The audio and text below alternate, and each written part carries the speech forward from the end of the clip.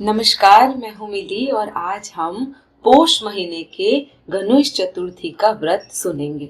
इसे संकष्टी चतुर्थी भी कहा जाता है।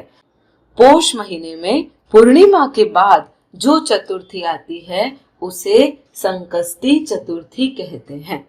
तो आज हम पोष महीने की कृष्ण गणेश चतुर्थी के व्रत की कथा सुनेंगे। ये कथा है राक्षस राज रावण की कथा।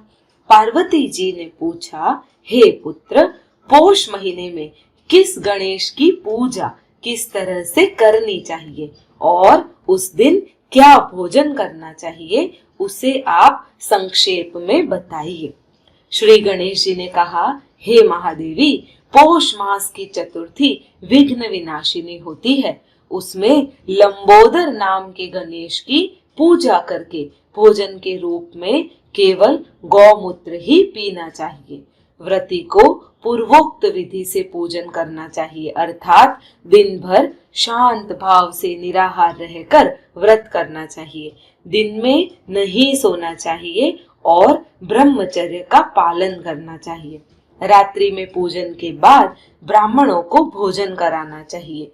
दुग्ध निर्मित खीर में शुद्ध घी मिलाकर गणपति मंत्र से हवन करना चाहिए और अगर कोई व्यक्ति उस हवन को करता है तो वह शासक को भी अपने वशीभूत कर सकता है।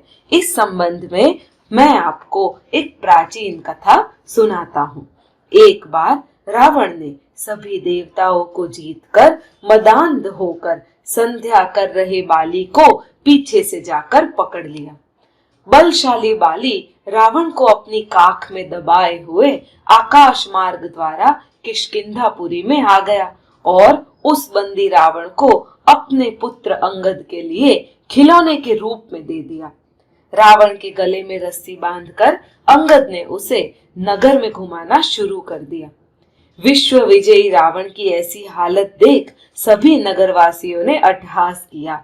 जनता कहने लगी, अरे देखो तो सही, यह विश्व विजेता रावण आज राजकुमार द्वारा सड़कों पर घुमाया जा रहा है। पूर्ववासियों की बात से रावण बहुत ही लज्जित होकर उकसाने लगे और उसका दर्प चूर चूर हो गया। उसने अपने नाना पुलत्स्य मुनि का स्मरण किया। अपने नाती की दीन पुकार से मुनि को आश्चर्य हुआ कि उसके नाती की ऐसी दशा क्यों कर दी गई। अत्यंत गर्व करने से देव, दानव, मनुष्य आदि सभी का पतन अवश्य होता है।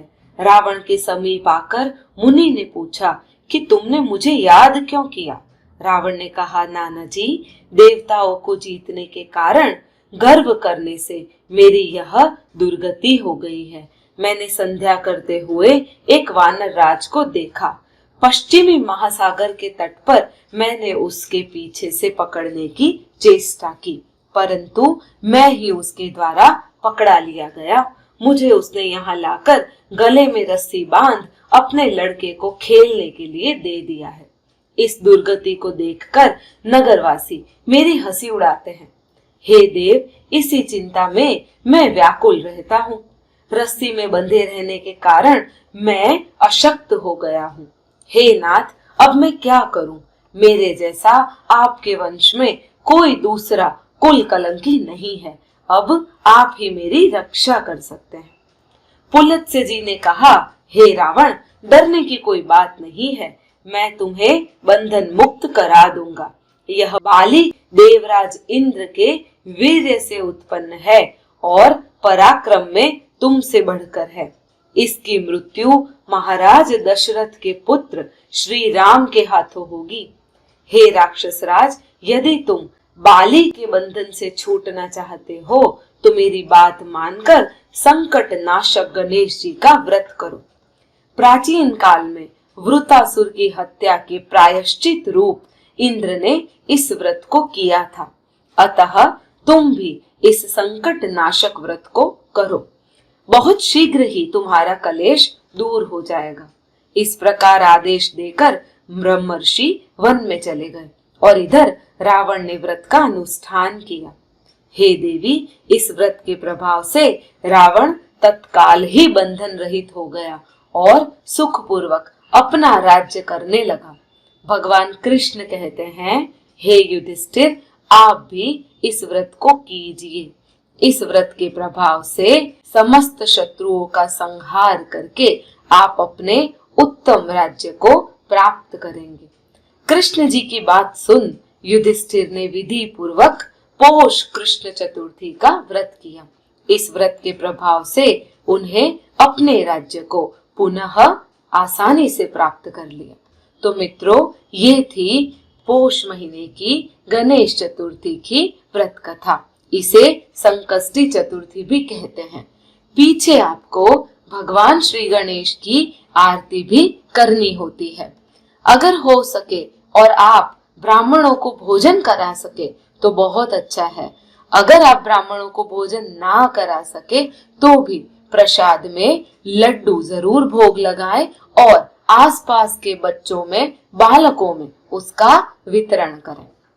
तो मित्रों, अगर आपको मेरा ये वीडियो पसंद आया हो तो लाइक कीजिए, शेयर कीजिए और हाँ, मेरे चैनल के आप रेगुलर लिसनर्स हैं तो इसे सब्सक्राइब करना ना भूलें। एक और बात मैं आपसे कहना चाहूंगी, मेरे इस वीडियो पे गणेश पुराण भी मैंने रख रखी है। गणेश पुराण की अगर आपकी सुनने की इच्छा हो तो कृपया आप मेरे प्लेलिस्ट में जाकर उसे सुन सकते हैं। धन्यवाद।